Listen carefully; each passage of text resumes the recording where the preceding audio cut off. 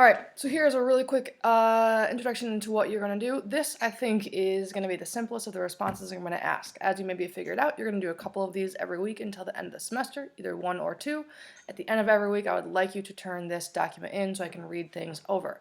The point of these responses is to help you engage with what we're reading, to help you pick up on exactly what I think the author is trying to say. We're going to start fairly simple, and sometimes they're going to get more complicated, sometimes they're going to ask more of you. So in the first 16 pages, here's what I'd like you to do. First of all, look at my most professional shirt. Go Big Red. And second of all, you are going to make connections with the book. And this is something that we've done before, so it should feel fairly similar. There are three options. You can make connections to your own life.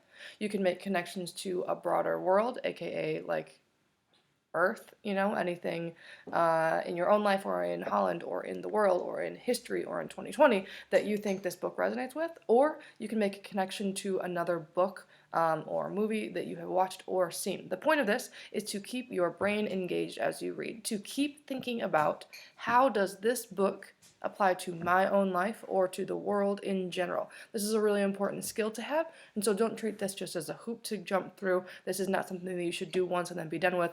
This will help you understand the book better if in the back of your mind you can keep thinking, how does this connect to my own life, right?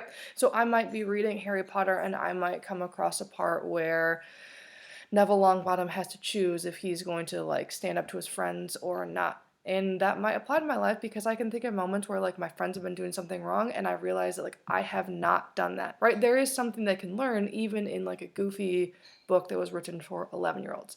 So I promise there are many, many things for you to learn from the book Fahrenheit 451. See what you can find in the first 16 pages, right? Whether it's something really deep or something really simple, any connection you can make either to yourself, to the world, or to something else you've read or seen will keep your brain engaged. So that's your first job.